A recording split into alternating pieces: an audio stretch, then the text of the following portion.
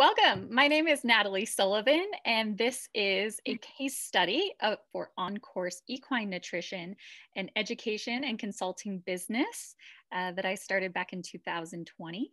And I'm here with my friend and client, Shay Carpenter. And Shay Carpenter has Hello. graciously volunteered her time and her horses to show you guys how a nutrition consultation works. I know as far as my horse friends are concerned, many of them have never had a nutrition consultation before. And so the purpose of this YouTube video is to show you my 5-step process that I use no matter where you are in the United States, what kind of horse you have, what level you're competing, if at all. This process that I've developed over 15 years in the feed and supplement industry works every time. And Shay, you're no stranger to this process. This is actually the third horse of yours we've talked about over time. So tell us more about Moxie. Moxie is the horse we're going to be talking about today in this video. Great. Hi, Natalie. Thank you. Thanks for bringing us on board. I love what you do. Moxie is the third horse I've worked with you. And really, of my other two, he's the most neediest. And I'm so glad that we're finally getting together. Moxie is 16 years old. He is a standardbred paint cross gelding. We rescued him when he was 2 years old. He had been abandoned in a paddock with 9 other horses, and they were up to their bellies in mud. For 30 days, they hadn't been fed or watered because the man that owned them had died in his house and was undiscovered. Oh, you didn't tell me that part of the story. Wow. Yeah, he had huge mud balls dried onto his belly. And it took a couple weeks of warm soapy water to get that off. But that's his backstory. He was such a gentle soul. I have 2 daughters, and they both competed on him right off the bat. When he was 3 years old, my daughter, who was then 10, was riding him. And they both went through Pony Club with Moxie, and several horse shows. We are event riders, so they do dressage, cross-country show jumping, trail riding, just everything on him. So now, though, he is 16 years old. Both my daughters have moved on, and he's not in the competition world anymore. He gets ridden maybe 3 times a week. We jump him a little bit, mostly trail riding. He's never really overworked, should I say. I don't think his heart rate gets up to the top anymore. He's got the good life, early retirement, it sounds like. Well, it sounds like he was really lucky to find you guys, find such a good home. Thank you. Well, he's an easy keeper, I think. His weight is sort of always the same. He's a very round shaped boy. That's really but one of my concerns is every single winter, it starts in the fall, goes all the way to the spring, he gets runny stools, and it's messy on his back end. It gets on his legs, it gets on his blankets, and it always happens to the horses with white legs, right? Of course. Thank God he doesn't have a white tail, too. We live in the West, and he has pasture, he has turnout, but we're limited on turnout in the wintertime. And so I'm just curious if that has anything to do with his runny stool. So, okay, so you're saying that the watery stool, diarrhea at times actually starts when he goes on full hay ration. Yeah, it's hard to tell. It's hard to tell. It doesn't happen overnight, that I can tell that quickly. So right now I had some pasture work done to allow me to turn out into the fields a little bit longer into the year. And so far his stools have been pretty good. Okay. We'll talk about that more in our forage discussion, but like I mentioned at the top, I have a 5-step system, and step 1 of that 5-part system is the information gathering. There's a lot of it, in our first consultation that usually takes 45 minutes or more just to gather enough information about your management style, your personal preferences, particulars about the horse and his special needs. But you were nice enough to provide all of this beforehand for the purposes of this case study. So some of the things that I pulled out of our discussion of Moxie is your location, right? That's really important because it determines the weather, what feeds and hay products you have available to you, and diseases that might be common in your area, right? So location's important. His activity level, you mentioned he's ridden 2 or 3 times per week, walk, trot, canter. He's not in competition, not doing much that increases his heart rate. So as a nutritionist, I would put that in the light work category. Okay. Usually, yep, ridden anywhere from 2 to 3 times per week, walk, trot, and some canter.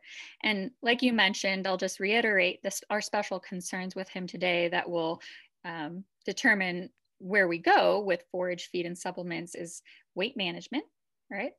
Yes, he's in retirement and it's okay for him to have some extra body condition, but we don't want him to get too overweight because that brings him closer to the threshold of, let's say, a laminitic episode, which we certainly want to stay far, far away from, especially in your region.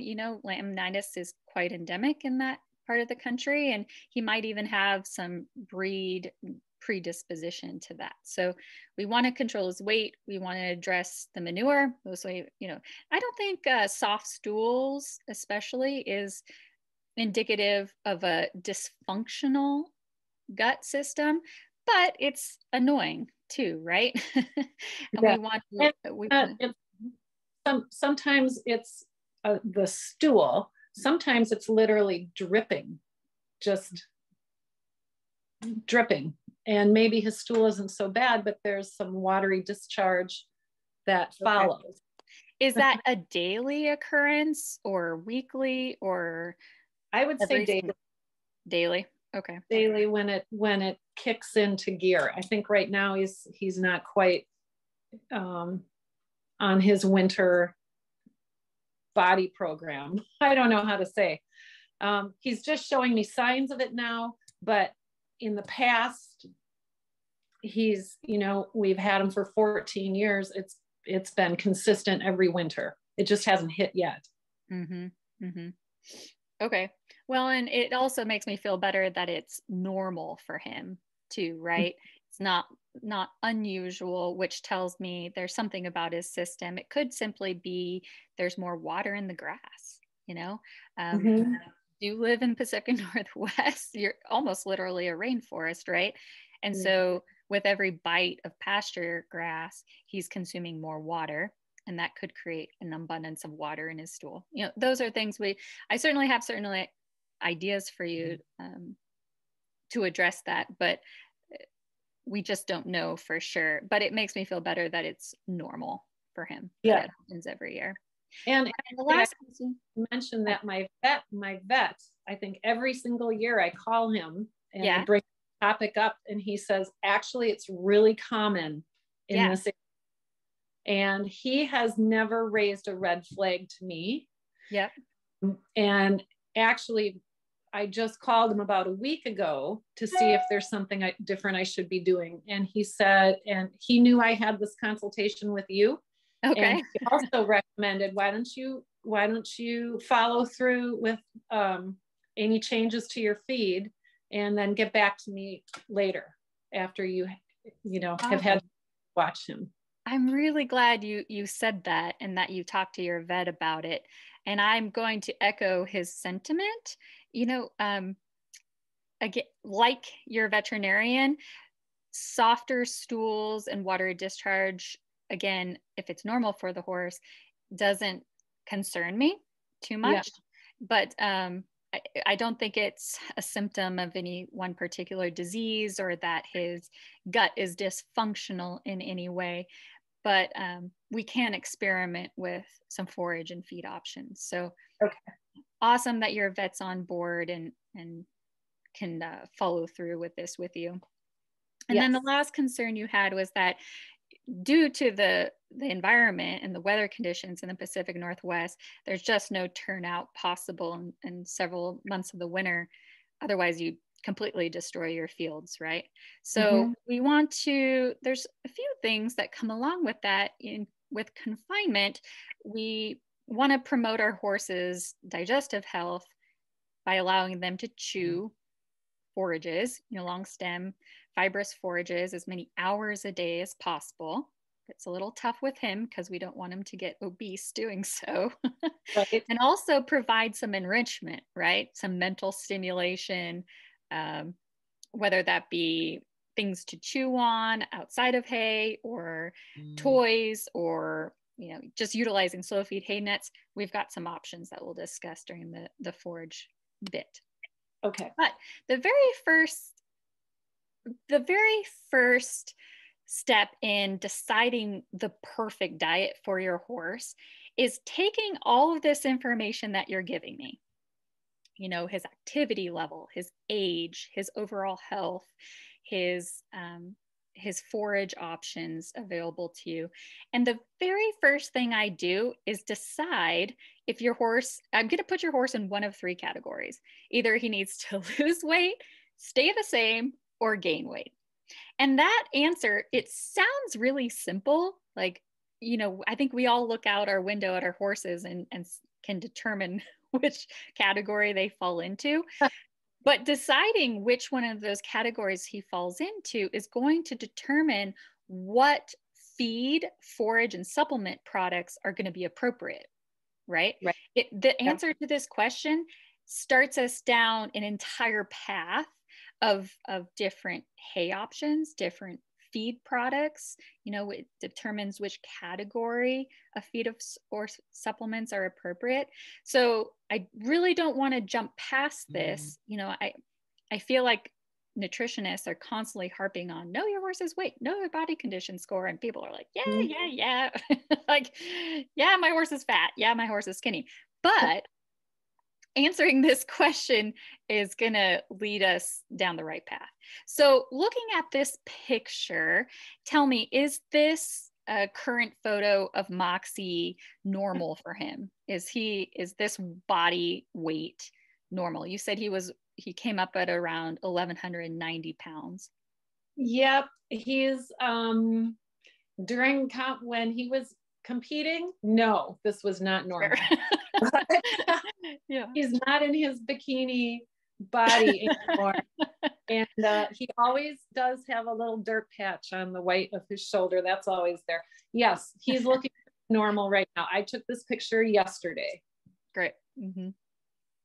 So, well, looking at this photo and the others that you sent from the side and the front and the rear, I would put him at a body condition score of 7. Okay. So a Sounds 7, right. Okay, on the Henneke body condition scoring system is almost obese. Obese is technically considered 7.5 or greater on a scale between 1 and 9. Yeah. Okay. So he's leaning towards obese. There's certainly there's no bony edges. There's no edges at all, right? Like there's no hip, there's no point of shoulder, there's no spinous process. He is well provided for and will stay warm this winter. Now, as we mentioned before, I don't think it helps that we have an apple orchard either. And he's got the good life for sure. We have a lot of apples, yeah. Yeah.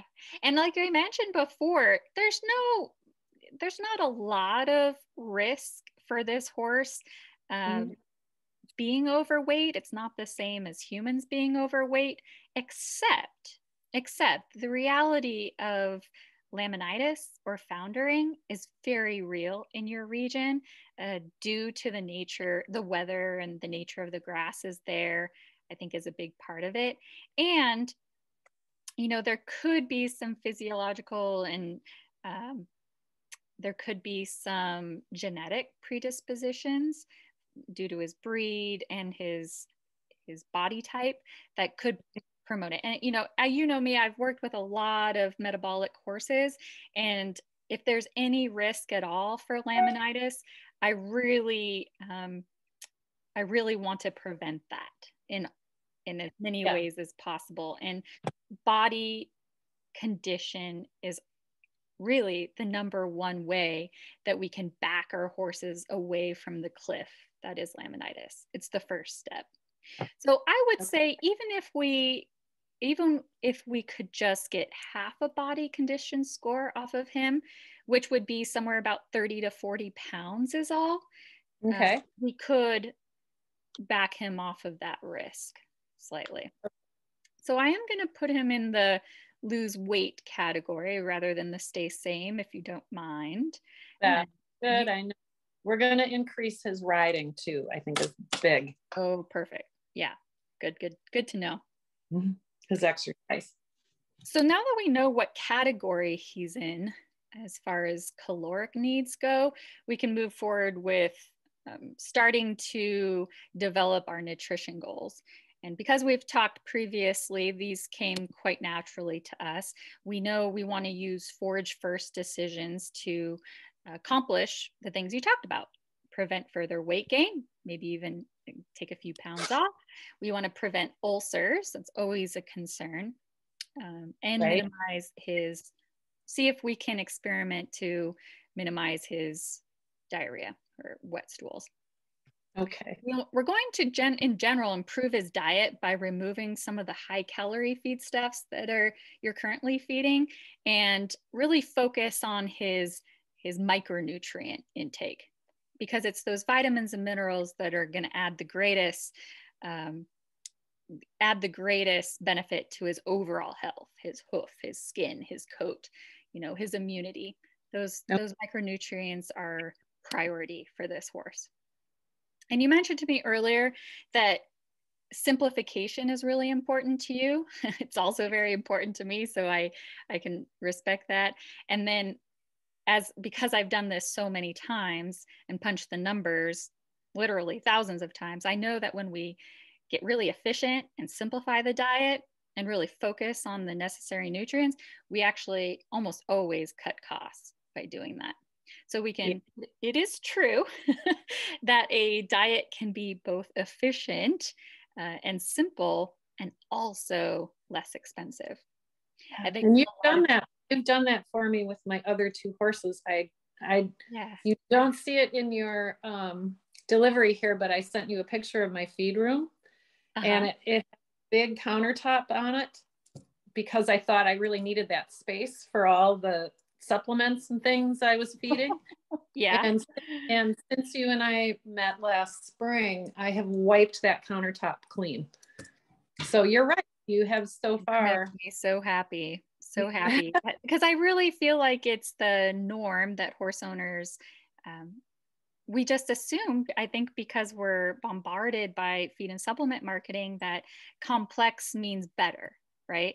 The more complex a diet is, it means that we're offering more. The more we spend on that diet, the better horse owners we are. Yeah. And you're overachieving. Yeah. And in my experience, it's often the opposite. The more we simplify, the more focused we get on their diet, really understand the strengths and weaknesses of the forage, and then complement that. If we can select the right product from the millions out there, we can actually save some money doing that. So we'll show that how we're going to do that on the end. And then I also wanted to discuss some of your management techniques to enrich your horses' lives during winter confinement, because I think a lot of horse owners struggle with that, not just in winter, but in lots of boarding facilities where they don't have as much turnout. Right. So step 2 of this process, now that we really understand Moxie's needs, caloric wise and other nutrient wise, tell me more about his forage. Where do you source it from? What species is it? and how do you incorporate it in the wintertime? Okay, so I buy from a local supplier. He picks up the Timothy and alfalfa from Eastern Washington, from his suppliers there. And the grass hay that he sells, he grows locally. Okay. It's probably mostly fescue. Yeah, I couldn't tell you exactly the types of it, grass, you know, Bermuda grass, or I don't know. But he's, the grass is always looks good to me. It's never dusty or moldy. It's fresh. They sell a lot of hay, so it never sits in his barn for very long. What was your other question? And then I have grass pastures, which, sorry, I manage my grass pretty carefully. You know, I mow it, I rest it, I spread my manure pile after it has turned to dirt. I bring it out and spread it on my fields, and then keep the horses off the fields for at least 3 weeks before they get to go back on. I'm only on a total of 5 acres. And I have probably... You have to manage it pretty intensely, basically. I do. 5 acres, yes. For 3 horses. Mm-hmm. Yes. In a very wet environment. So that makes it in a very wet environment. Exactly. But we're lucky that and we could talk about this later. When we talk about management, I can tell you more about our property, but I think I have only 2.5 acres in pasture. Oh, okay. The 5. Yeah, you know, we've talked about this before. I love how many forage options you have. In my mind, you have 4, right? And they all have strengths and weaknesses. The first of the 4 forage options you have is your pasture. You know, we know that the strength of pasture is that it makes horses shiny and healthy because it's full of vitamin E and omega-3 fatty acids and, you know, high quality proteins that our horses will thrive on. But you don't have that in probably 6 months out of the year. So that's a disadvantage. Another forage that you have is local grass hay. And just for those of you listening to this that are not from the Pacific Northwest, there is a phenomenon that we all call local grass hay.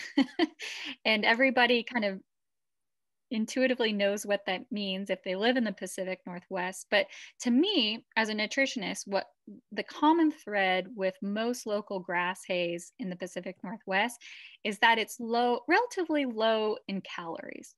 Okay, because it can be absolutely any type of species, and usually is a blend of different grass species, like you alluded to. But what's interesting is that the farmers in your area really cannot get into the fields to cut and dry their local grass hays until way past 4th of July, right?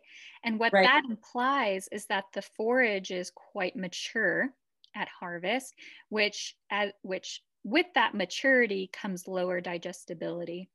With that lower digestibility comes lower calories, lower protein, lower availability of micronutrients. So for, you know, this sort of forage, this quote local grass hay, has the advantage of being very inexpensive, local, and very available. But the disadvantage is we often have to supplement more. Sometimes that's calories, protein, vitamins, and minerals with local grass hays. And actually, a lot of easy keepers like Moxie can completely thrive on these sorts of high fiber, lower calorie hays, right? As far as sugar starch is concerned, the disadvantage with local grass hay is it can be all over the board. Like there's no visual way to predict sugar starch in this forage. The only way to do it is to get a forage test, which we don't have. Your third option is the Eastern Washington Timothy grass, which you've told me you've gotten second cutting before. The advantage of that is usually quite high in protein, caloric density, availability of nutrients. The disadvantage is that it's quite expensive, right? Mm-hmm. And harder to get. Bigger bales, which are harder to move around, that can be an important factor. You know, and then the last one is alfalfa. Yeah. Now we're going to stay away from alfalfa with Moxie because alfalfa is much higher in caloric density, being a legume due to the nature of the species. Most alfalfa hay in your area is very high in calories. So not a good option for Moxie. Right. So coming into winter, we really have two options. We have either the local grass hay or the Eastern Washington Timothy hay, which we'll discuss a little more which of those products. Unfortunately, without a forage test, we don't know which is higher calorie or, you know, higher nutrient density or higher in non-structural carbohydrates, but we can make a few assumptions simply because I've looked at literally thousands of forage analyses at this point in my career. I can make a rough assumption that the Eastern Washington Timothy second cutting is probably higher in calories, probably lower in sugar and starch. Yeah. Okay. So the opposite of my local grass hay, which is going to be less calorie proficient and higher in sugar. Mm-hmm. Right? Okay. And that would kind of explain why he's gained so much weight. Because of the switch, but we'll talk about that. Okay. Because remember, that's good to know too. Well, again, it's nice. It's a strength of your overall at-home program that you have so many options, right? Yeah. My biggest thing, especially because I'm not affiliated with any feed or supplement company, we can make a lot of forage first decisions. And I think forage is really the answer to a lot of, if not all, the concerns you have for Moxie, as far as weight management, even as along with the wet diarrhea-like stools. Often, in my experience, that is changes in the consistency of manure is often simply related to the carbohydrate profile of the hay. Okay. And when I say carbohydrate profile, that on one end of that spectrum, carbohydrate spectrum could be the amount of sugar and starch, non-structural carbohydrates in that hay. Also, on the other end of that spectrum could be how much fiber, you know, actually, just like fiber in our diets is positive, fiber, higher fiber, basically less digestibility, higher fiber is good for horses like Moxie because it satisfies a lot of their intake, their desire to chew and you know, prevents ulcers, does all sorts of things, but it's good for the microorganisms in his hindgut that want to be fermenting fiber, right? Yes. So yeah. And can I bring one thing up here? Yeah, please do. So I've usually with alfalfa, it's the same. That's one great thing about it. It seems to always be the same. Yeah. One of my other horses in the barn is currently on alfalfa. So it's in my barn. And this particular batch that I got recently is different. It's more sticky, meaning like coarse, okay? Smaller leaves and more coarse stems. And so after I fed my horses and I go to turn them out, my one horse that gets fed the alfalfa picks out the leaves and he doesn't finish the coarse stems. Moxie right into his stall, you know, the other guys are out in the field and Moxie goes right in there and like a vacuum cleaner sucks that up. And I'm wondering to have one of those. He cleans for me. Yeah. So if he's attracted to those stems. Well, he's attracted to all of it, of course, but he is finishing up those stems. And I wonder if that's okay. Oh yeah. That's fiber. That's fiber. Yeah. You know, basically easy keepers like him tell us that inside the ecosystem of his hindgut, you know, the the large intestine, the cecum, the colon, where all the fermentation is taking place, it's telling us that those bugs, those microorganisms in his hindgut, are really happy with fiber. They're very good at digesting, fibrous hay stuffs and getting lots of energy and value out of that. And really, this is most horses, right? He is very efficient at digesting his food. And so, yeah, for the rest of his life, we're probably, well, until he gets much older and his teeth wear out, he's going to favor, we're going to want to focus on higher fiber hay products for him. Okay. Yeah. And that has not just benefits to his hindgut, but it's also beneficial for his teeth, for the prevention of ulcers, just for his mental health, right? Horses want to be chewing and digesting as many as 22 hours per day. So higher fiber feedstuffs will allow you to do that, right? Yeah. So sometimes that means buying the hay that visually doesn't look very exciting, for a lack of a better term. That's a good point. Yeah. Usually, the forages that are good for horses like Moxie are the ones that are stemmier, have bigger, thicker seed heads, maybe aren't as palatable to some horses like the other ones in your herd. But the fact that Moxie will go in and clean up all that high fibrous stuff is not just good for you, but healthy for him too. Yeah. Okay. Yeah. I'm going to let him do it. Yeah, that checks the box of ulcer prevention, checks the box for weight management, and checks the box for diarrhea. Okay. Great. Yeah. Whether or not you add a slow feed hay net, okay, and I know are you feeding Moxie in a hay net now? Actually, and that's in one of our, in the management techniques, I have 2 different hay net options. Okay. And I actually prefer the bag over the net. And you'll see that further down in your discussion. But yes, I do. And okay, he will step and mess on his hay if I put it on the ground. And if I put it in a contraption for him to eat, he's much more entertained. It takes him much longer and he doesn't waste anything. Yeah. Okay. So multiple benefits of slow feed hay nets. Let's address that as we intended in that management section.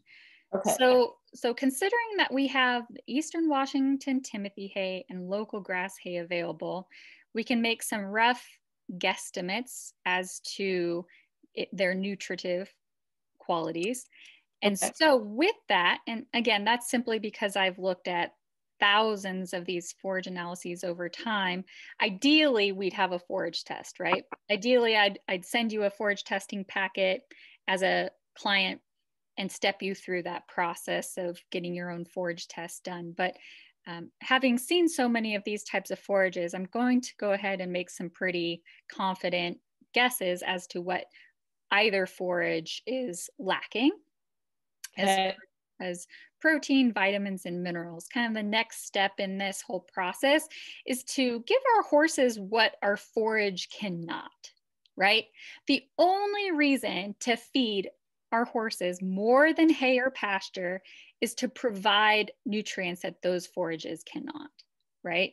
So right now we know that he's eating 12 pounds per day of second cutting Eastern Washington grass, 8 pounds per day of the local grass mix we discussed. And on top of that, you're adding 2 pounds per day of this Purina Impact Performance, which worked out great for one of your other performance horses, an unknown amount of beet pulp, as well as 1 pound per day pelleted rice bran. These are totals that you split into 2 different feedings, right? Yep, and he's being ridden more during that, when he's being fed that menu, it was when he was being ridden a lot more. Cool. Okay, that's good to know. And that makes more sense because if we look at the bottom 3 bullet points here, the Purina Impact, the beet pulp, and the rice bran, the first thing I notice about those products is that they're very calorie rich, right? All of these products are over, 1,100, 1,200 kilocalories per day, excuse me, per pound. So I would use these products in a horse that was working a lot harder than him.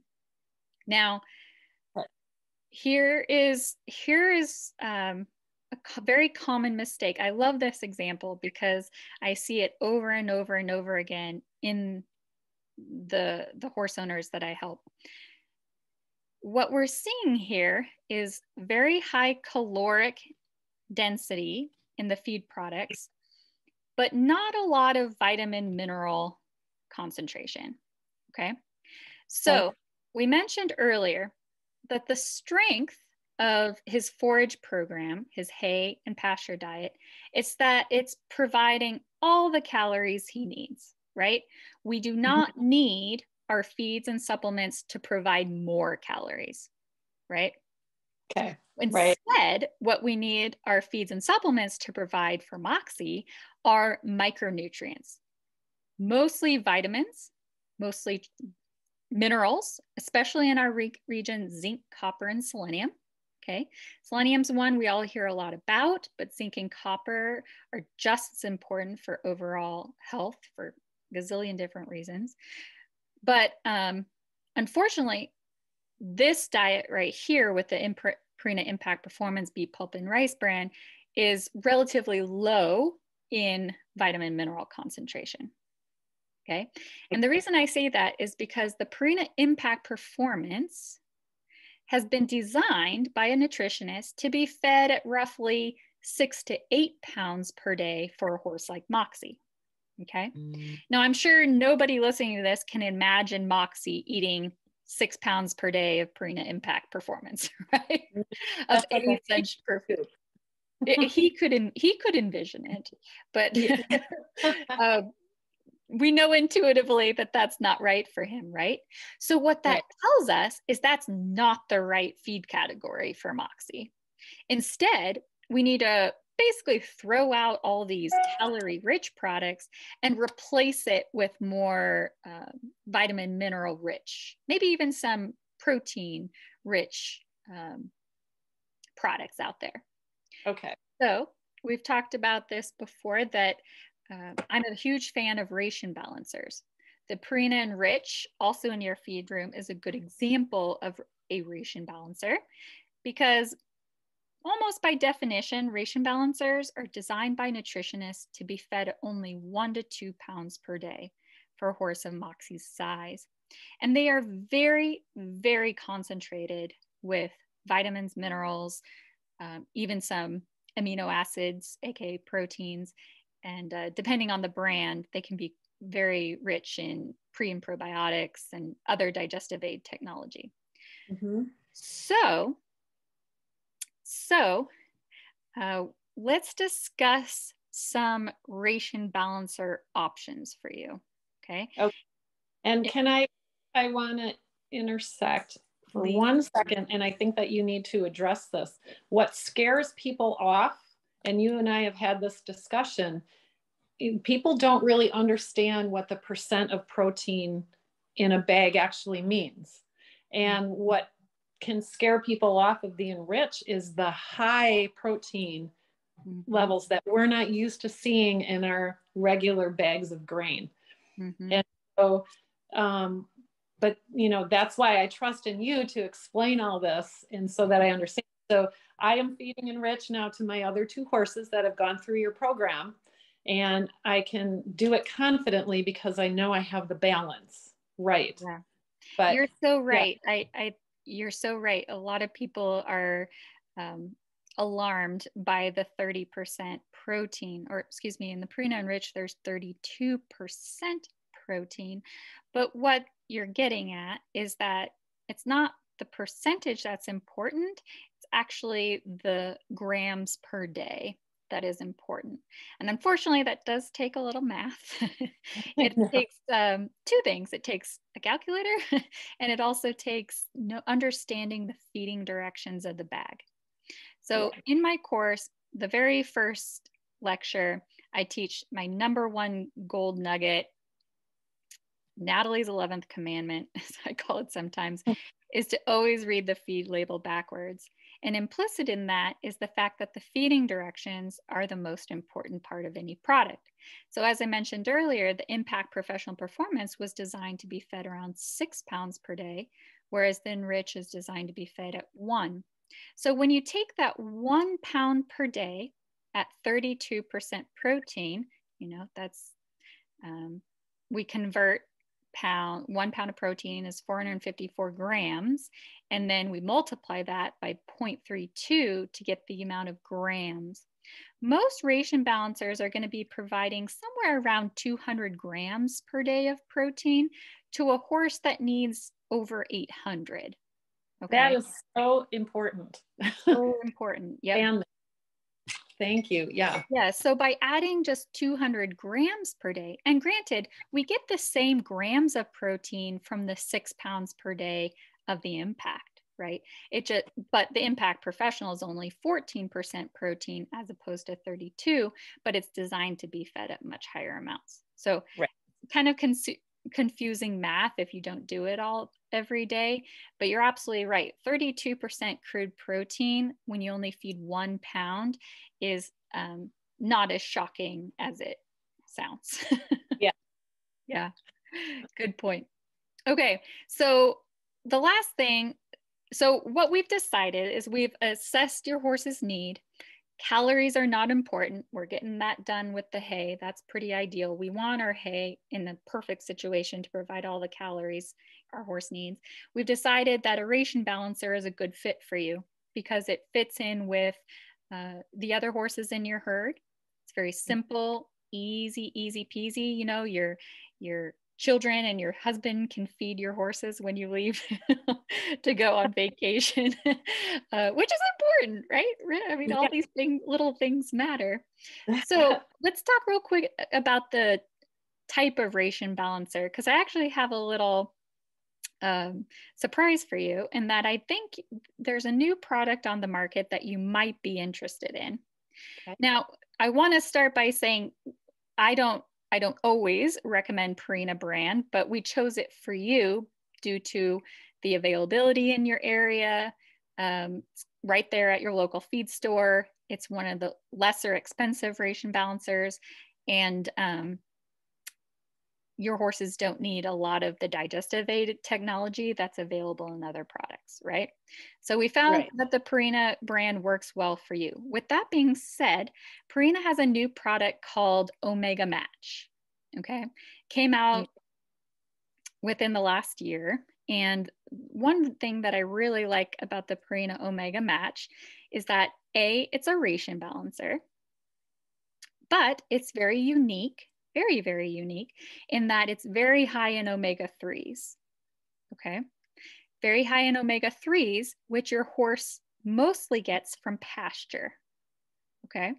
So one reason I thought you might, now the disadvantage of this Omega Match is that it's more expensive, okay? I'd say it's probably 20 to 30% more expensive than the Enrich, but you do get a lot of extra nutrition in it. The reason it's more expensive is because you have to feed a little bit more. You have to feed like 2.5 to 3 pounds per day, but it has omega-3s from ahi flour. It has vitamin E, also lacking in when horses don't have pasture turnout, and it has the Outlast already in it. Oh, good. Okay. Yeah. So it has some ulcer prevention. So, you know, you'd have to decide for yourself if the extra cost is worth feeding Moxie or any of your other horses, but it does have the advantage of omega-3s for immune health, vitamin E, an antioxidant that we know is very important for horses on all hay diets, and it has the ulcer prevention, the gastric acid buffer known as Outlast in it. The Purina Enrich does not have Outlast in it. All right. So, sorry, I'll move on to the next thing here. Now, we were going to talk quickly about just the management strategies. You know, we're narrowing our focus now, knowing that we're going to try to get Moxie to lose 30 to 40 pounds or half a body condition score. We're going to do that by making good forage choices. But sometimes when we get hay that's too high in caloric content for our easy keepers, a slow feed hay net can be really advantageous, right? Because it allows us to feed less, you know, smaller flakes, less poundage or less flakes per day, but allow our horses to be chewing more hours per day, right? So tell me about these slow feed hay nets that you've been using. Okay, so first of all, there's a lot of controversy about using them, and I think every person has to kind of make a decision for themselves what they feel is safe. I live here. I look inside my barn a million times in a day. I watch my horses eat from start to finish. That's not always the case for someone who's boarding a horse. You're so right. They can't watch their horse's activity. Do they play in the hay net or do they eat out of it? And I have a situation that I feel they're safe. All of my stalls are open to a paddock. So a horse is never locked in a stall where they can be confined and board. They can walk outside. And I have nice sloping runs that are all gravel. So I really don't have to deal with mud in the winter up around my barn. And my horses have freedom to roam around. I started out using hay nets quite a few years ago when they came out with the smaller holes, obviously so a horse can't get his foot through them, which was the concept. However, Moxie gets so aggressive when he eats. He's so excited about the whole process that if you look in that red hay net, he actually bites through in the netting and actually makes himself a nice little hole so he can eat more. A little nest. And his hay nets. So I figured, even though they're not confined in the stall, that is still a space where he can hook a foot. So I changed over to the hay bag, and I actually had these made. And they're much more durable. He can eat out of the top if he wants, but he actually likes to eat out of the front where he can just pull it out. And I hang them actually. I don't like to hang hay nets high. I don't think it's good for their musculature and how they use their neck when they eat. It's not good for their breathing either. So I hang my hay nets a little lower. But keep in mind, they're not locked in the stalls. And okay, I'm lucky in my situation. I have 4 stalls. And right now, today, I have 2 horses. So I feed them in one stall and I put their bedding in another stall. So of my 2 horses, they each get 2 stalls. They eat in one, they sleep in another. So they never roll in the stall that has a hay net. Which that's where they can catch a foot, right? Is when they, so that being said, I love this. I love your discussion of how you're describing the decisions that went into something as simple as choosing a slow feed hay net, right? I think slow feed hay nets are very useful. Unfortunately, they're one of the only tools we have to manage these obese, especially metabolic horses.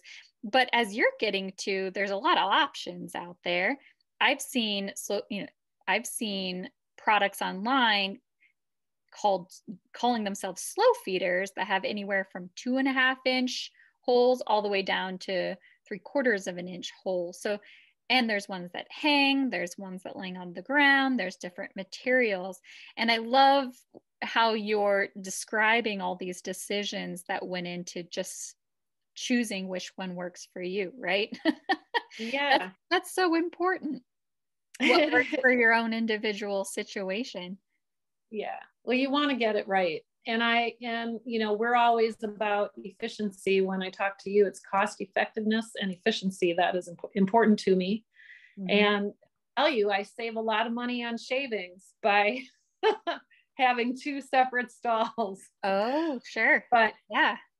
The hay nuts, they definitely eat slower. And in the winter time, that's really important. They go, the more hours they get to chew, the better. That's right. That's a step one for ulcer prevention. Yeah. So that's basically, unless you have more questions on my management. The last thing I wanted to talk to you about is the hay pile, or excuse me, the wood pile, the branches pile that you told me about, because I think this is just a great idea that fits into nutrition, right? It's like a lot of people get concerned if their horses do chew at all, but I'm actually a big proponent, mostly due to my own experience, of having, especially for young horses and herd groups, to have things in their confinement space that they can chew on besides the posts and the barn and, you know, the expensive parts of our facilities. So tell me about your decision, how you utilize this burn pile. Okay.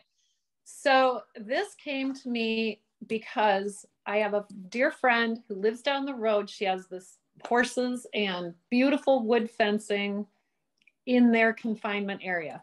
And her horses literally eat the wood fencing. And you look at her paddocks and there's chew marks everywhere. You know, if you go into a riding stable where horses are in box stalls, I would say 9 times out of 10, you're going to see where they've chewed a hole in the wall.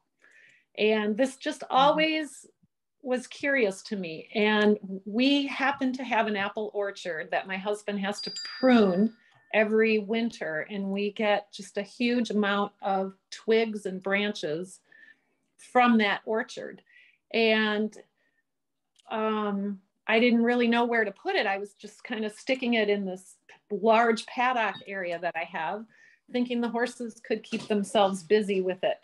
And sure enough, they did. And they chew the bark. They strip every single branch of all the bark, eat all the little nubs and leaves and buds.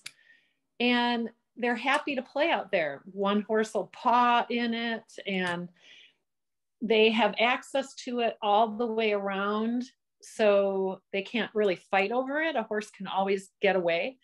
So that grew. We've lived here for 17 years, and for 17 years, we have been building this brush pile, and then every fall we burn it, so it goes down to nothing, and then we add to it again, build it all up the next year, and in the fall we burn it. And it's perfect in the winter. The horses love to play in it.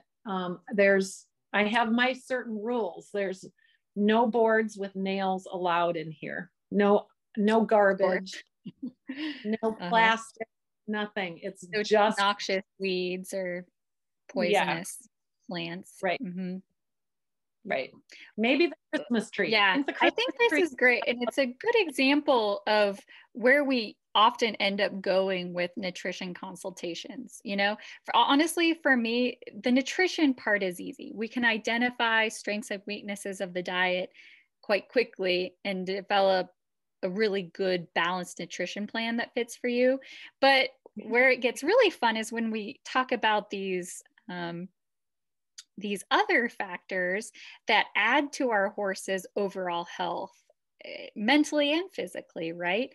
And it's this burn pile is a great example of enriching your horses' confinement space during winter times. They have forage in front of them all the time, just like mine do, but these burn piles can satisfy a need that we just can't offer in other ways. So I think this is really cool. So after our consultations in the past, Shay, I always provide a 3-page diet plan summary that really summarizes everything that we discuss, consolidates it into a working plan that we then track over time. My most common service is I call a 3-month guided nutrition practice, where we get to track our nutrition goals and make changes along the way, and make sure everything's going to work for you long term over that 90 days. So I just wanted to show an example of where we would go after our consultation. I developed this diet plan summary with a review of our horse's current status, the nutrition goals we decide during our first consultation, the diet plan changes we're going to make, and then advantages to those changes. And I will often do some sort of comparison. Sometimes it's cost, like I've done here for you. Sometimes it's a comparison of caloric densities between different diet plans. Sometimes it's protein levels.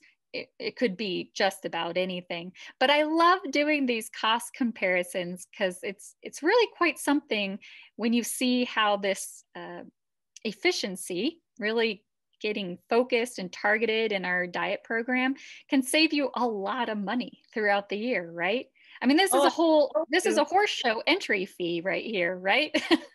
With just one horse. So I've got to print this page out and show my husband. He'll be so excited. You have no idea how often I get that.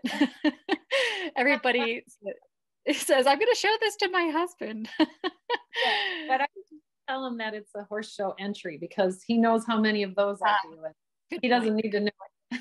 Yeah.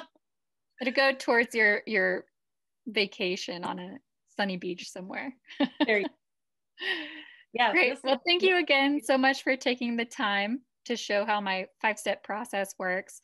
We started by assessing Moxie's need, determining, just how many calories or how few calories he needed in his diet. We then looked at the strengths and weaknesses of your FORAGE program, right? You've got a lot of FORAGE options.